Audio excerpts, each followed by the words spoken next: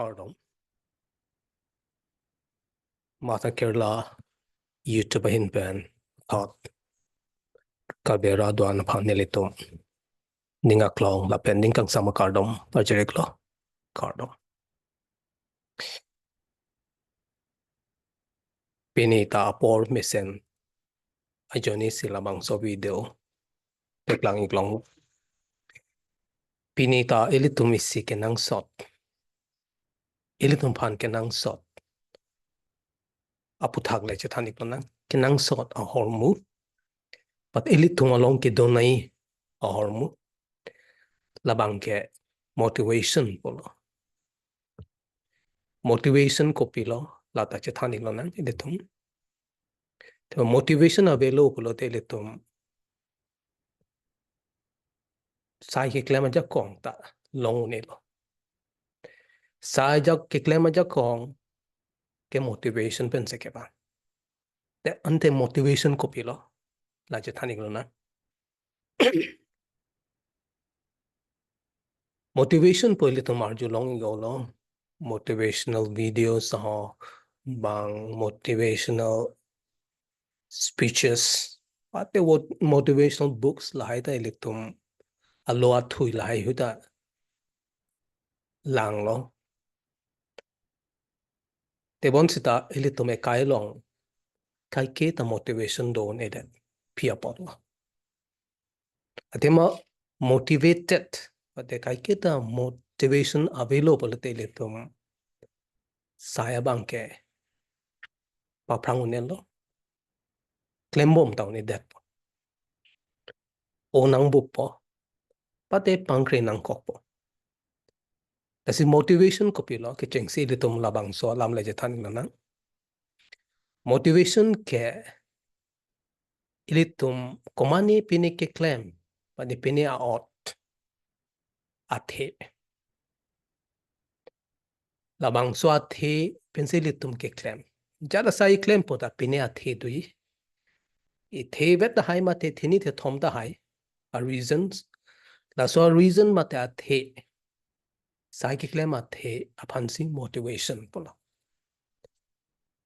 claim jung jong kale ke pini athe dui pini ke mang hai hui pini dui la so athe apansi pulo motivation pola piatisia lang le ke claim lo piatisia la son out ke Chepado lo la ke la so anung na tu motivation de la ke motivation por athe motivation athe se mone tumpene psychic claim motivation ke do potsi mone tumpene ke mangdo to motivation ke do potsi pene pena psychic claim ke do minute phan ke doi bate ha ke mang na to kivung ke motivation handa motivation koson pen se bangba me thang ar lo pen ke bang motivation athe psychic claim athe a reason mate athe jong se Ilitum arlo pensi ke bang me thang ning arlo pensi ke bang pote la phan ke internal motivation pola la pen hong pen na bangun komani nang ke doi mani nang ke toy la so jo neta Ilitum cyclem that high la son hong ben ke bang but external factors pen ke bang motivation phan ke pupo external motivation la si lahando motivation ke Munitum psychic claim athe pia thisi psychic claim lo perthelo la manlo motivation to ke athe bi available de claim ase claim kelo la si motivation sonido sonia motivation isivet kali ke chengse bang ke Ilitum line na ke chengse motivation hinido ke chengse bang ke intrinsic motivation polo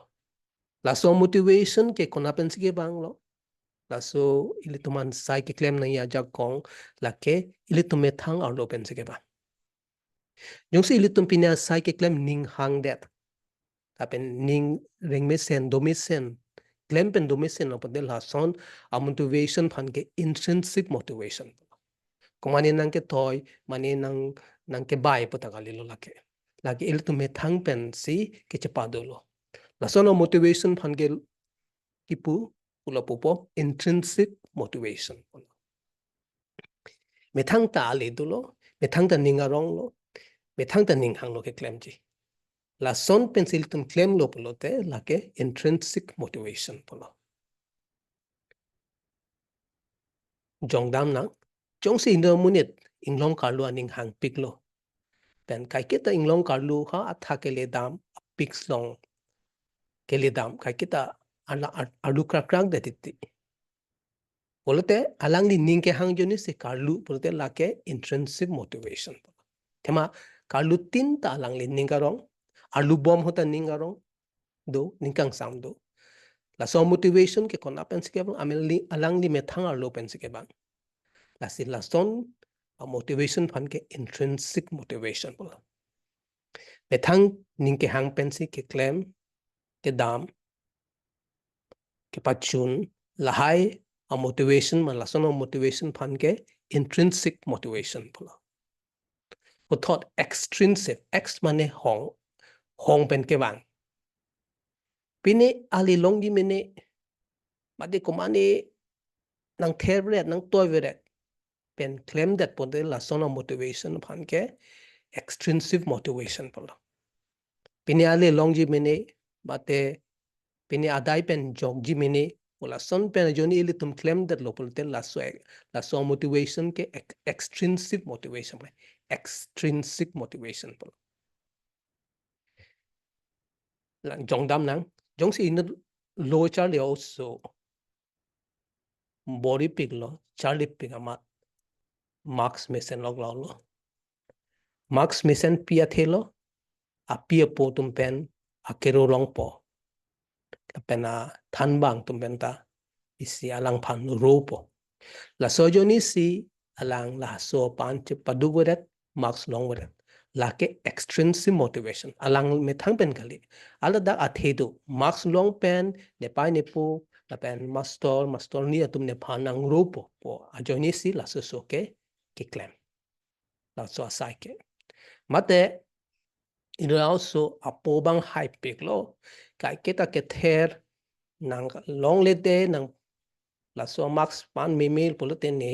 nang reng sui pa de ther de ke ther joni pen ke phere joni pe se lo chelang ba de lo max palong de lo pe la so motivation ke lo pe la ta extrinsic motivation la ta me thang ning hang pen ke la ke ka phere joni pen pen ya dai ki jok ji pen ki jok ji joni se alang ki claim pan bori pe lalo la ke extrinsic motivation lo seta extrinsic motivation ke si ke me pick kali athema la ke me thang ning ke hang pen kali dara pot si ningarong theke dat po sai ke claim me thang ning ke hang pen claim long de dat te la ke ningarong go de da asi extrinsic motivation ke ilitum ning ke hang pen le ke claim kali extrinsic motivation a joni ilitum kam ke claim ma de sai claim ke la ke ilitum me thang ning ke hang pen kali jong si ilitum ning hang hi pen ke claim asai claim wrong ma de claim nang kok pol te ilitum ning ka rong obedet jong si ning ka rong obedet pol te ilitum iphua tar log long dopamine po chemical bang dopik pedet po dopamine dopik pedet lo pol te ilitum ke claim ta thepik pedet po ka charli ta thepik pedet po la pen negative emotions ma te akino akama thasi do ong po la pen bang phanta padokok po la han lo drawbacks ma te akimi me ke extrinsic motivation ke ake hino ke la si extrinsic motivation ilitum enelo to enelo obuk lo te bon se de ilitum kap prekolong chingnang check thek hala ke intrinsic lo me thang pen lo putai sita la ke isya ke pheri me do la so motivation ta intrinsic lo lo pen ke bang lam lo hong pen ka la te bon sita la bang ta isya trap ka chingnang pheri me ka chingnang la ta la Kopilo mundi ta tum to motivate ke methang ke mang methang ka I a join ne pensalang tum ke claim ke tang non anh dam lang kalang Kimpini kemang karlen kar I la son pen kemang dam karlen dam polote la so a motivation ke goal based motivation po. Seta kalang lo pini asagi claim po productive po monetatum pini al ang teke dobom po kaching tu ang te tepon sita ning karong bangke malom sobe arji ding de nangli goal based motivation o joni pini asai claim darlo pachun darlo kemang le dam lok pusita nangli ningarong pusita ningarong malam sobe ji like a long term happiness kali la son lo koson lo intrinsic goal based motivation ke do ke claim prefrontal cortex po ai photar lok la franga bang la phu front side bang ilitum mo future mo ke bang ji pene mo frang ke bang ji ani phan mate apor phan matha dam po hala dak ninga rong po la so ning kang la so hut ni la so ke mang long po matha po lai photar long ba pahan cha po matha po chỉ có nó chỉ có cái nó sẽ là matha lang lang po imagine lang lang po la pen second bang ke ilitum mang po hola daksia target kalendo po la pen ani bang ta dam ke dam po sita ningkarong bang abetet po athema non ke eli reng thang ta belang chiman mela la so ningkarong ta long le lang thema hala dak le dam de lang ke chun che de lang ke la si ilitum long dam de lang chun che de lang po si la pu dam bom hota ningarong thek thek dat ningarong ta abetet po athema isikache praktik du pilangke hala so ningarong wala ilitum ke mang ke non ke abetet lang ke present moment abetet lang man thangta la so yuni silitum la son la so intrinsic goal based motivation pen polote ajoni si ke claim polte ilitum ningarong ta dung ni dat po athema la so ke praktik dam long ber po ma kaiketa la pen hala long dat pusita ke mang long redam dat long dat pusita ningarong bang malom subeche temporary athema hedonic adaptation po isila ako kaike dover aningarong long se men ningarong po joy emotion of joy pula men ningarong po la so ningarong get sita na abyan ng hilchat po apyan ka bedet po hedonic adaptation pula mate kaya teng lo dota unke unlo sita yo kaya teng pula son se thedam long rong ningarong ta abetu det po kaya teng si ako dole po kaya teng si ningarong ke kaya teng a level kailet a level baseline happiness po la daksi wang thorong la sila so ningarong positive emotion bang dam je ani siang bung dam ni ma de ghonta isi hinyang bung dam je ta hai ningarong po ako ningkao do thu po ningkao mane kaya teng ningarong de pathima pini lam dang son po lam dak lo pulo te hala so ning karong hormo abde lo pude akuri thume me la si la son lo intrinsic puseta arlopen pusela la so goal based pulo kemang long lok pen apisita la so ning karong abde ajoni sik moneton ka prek ako ka prek po thot mang thule po ari thule po arlen thule la si litum ladak pen chini ni perthiar mu long lo puseta kemang hormo long lo puseta ning karong ke malom suwe la so ning karong ke malom su do po aphi bang ke virdet jada hormuno enongoi mate tangka puno tangka pusita tangka ilitum aripik munitum aripik hormulo tebon sita tangka ilitum han ninga parong ji ke jong se ilitum la basic needs mate kicho kedo la ben hem rit la ben pi choy lai aphan ang pador phluk pula ten ninga rong po se la so pen amparan bangke tangka pen ninga rong ke kacharawa be isi ang deng shot tangka nang pi ilitum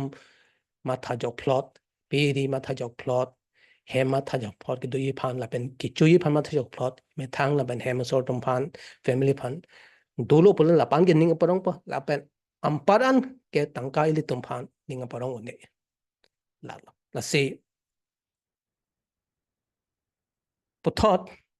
jong sin ninga rong abadelo polite tum ke Kopilo ma thatu po hala ke thimo chot ninga rong abadelo ken non alom su ani si ke long lo ten non ke ninga rong thu thide lo la si ans sin non arlen thunang la mo ninga rong thui mene ans si ninga rong thu po abadelo ken non ninga rong si ako ke mang pathe thu po la son si awai kang chaman ba cycle ruilem det po mo ni ning oi ning arong bon men ning arong po abedet po thot ke mang pa thethu po ako ning oi ning arong men long po ning arong po men dole pa vela pa ko la pusidamon po julun de lo asi gol jangki po chama Kaiketa karlen ke mang kari la phansi focus dam chap po lahan lo ka phiri me ke intrinsic pusta lopen pusita goal based motivation po lo the asi ke menai ke la bang lo intrinsic journey based motivation pala labang ning karang non silong bom po ke klem bom sin ning arong po thema la ko pilo kopi phan se rd ki pilo personal vision ban se rd ki pe kopilo personal vision po ke le tum ekai long kopilo li ke apor che padam pia hin sa apor che bang no pilo ke klem po labang no e tum la so reng aktik e tum apor kopi hin lo ke che padam po lahan lo personal vision ke peni business ahin ma mati bang phan kerap ma peni site ki ma mati business ma peni dui lahan lo personal vision ke tata ki peni eston ke mang po lam melo lage ekai po lam sto ko lo lason bolote ilitum ke laso personal vision dolo pote ilitum ke mang ka abedet por da bang peni karlen bang abedet po sita ekai mesen nai po peni ke claim phansi pini non claim bong ma phansi rdp po hal ang tek ke phan ke rdp pelo la si ilitum intrinsic journey based motivation non la putam boy pini da ningarong po dam boy pini amarlo destination ke goal ke hala dam de dam lo lag le dam posta pini bang le tomar di ke pi ke non ilitum claim bom la halo ilitum ke mang ke jong si ilitum intrinsic journey based motivation le en polote ningarong mang ke immediate non ma long bom non lo long polake mo ke mang long lo office ningarong palang melo lake la si la son lo personal vision do polote ilitum claim bom hot si goals fane focus ke lo ke mang phan ga RD people ilitum non claim bom dam bom phan si RD people a prek ilitum ko pima ke claim ilitum sai per e kai long pima ning ke hang sai lai si claim po ningarong odupo thema ning ke hang sai si claim bom loke hala ke mang phan pu pe sa ning ke hang sa e kai long pc ke claim jima labang sa RD ke pima de la se ningarong odupo la si dam bom holi tum la son claim bom hota isia milestone pu ke isiang tek oni choglo ni la puna tu si ne ke mang hin si dam bom lo pole isia milestone la ke goals po ne la ke isi o kalang lo la po hin si dam bom lo pe isiang tek lo isi akeng det pu ka chichini phan se la sang tek phan se milestone po lagi kembang pen prek lang milestone ke nang li isiang dengong li dam lo o kalang lo ni chok la so hin si ni klem la so hin si dam bom lo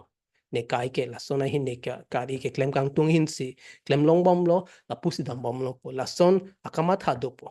la ke nang li isiang deng le lo te la si la lo ke thoma bang ke personal vision po la ke lasting aji ding klui ke do ningarong ta la ke long term lo guiding piece to ver pola sona ningarong pa ke kasi hadak hedonic adaptation pa lang melo hadak ako pini long po ningarong me rong po aber nang sun tuksi ako kaya teng ningarong abi thudet pola son ke abelo hedonic adaptation po abelo but the baseline happiness long si bang thu pola baseline bang si dam arlo pon chat pola pat pon lo sa hok pet ningarong bang bat pet pola ilitum baseline happiness pola bang si athak dam pom po la si nang li la ke mang phan ke la da ke a goal sa la the nang li kaya mat nang li whole life mat si la sona hin se ke mang ma da bang ke alam la si non ta nang li ning arong do kok po Lalo la son lo hula goal based motivation no pangdang polo tenang le kemang pene kemang long lo pangdang laso akari long lo pene laso model hem kong long laso akar long gi laso model ari piglo pena ninga long lo pin nang le men ninga rong piglo chada kemang to lo long lo te laso ke long pen nang lin ninga rong laso ke malom subaji a minute a phi mata ghonta pe mat ar sinini a phian ta dam ju pala do verbe seta hala bang kalilo ilitum laso personal vision ateng pen ke claim mate intrinsic journey based motivation ateng men se sai claim lo polote ilitum bang ke state of flow potopo state of flow polet la ke kai ningarong pon chat hok pen ningarong lo flow state of flow se state of flow polet ilitum ningarong da la ke kai ding pilo topo pen ningarong lo polet la ke kai kita dopamine a chemical se dopo sa ningarong abudet pule dopamine bang do edet po sita non la so bang ke ningarong anibang si ningarong posilitum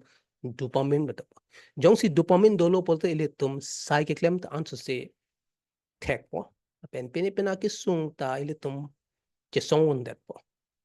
me thanga ja kong tichini pen ke long term lo ke la pen ilitum creative mane claim tek det po pen ke charlita prap chat po ke charlita tek la han lo la si la son lo kaprek a motivation ke ang teglong ni lang sin nang li ningarong ni sita intrinsic journey based motivation ma ken nang li ningarong si RDP wa phang lang ningarong bom pole nang li ta thek bom po creative bom po la pen ke charlie skill da develop bom po lan si result bang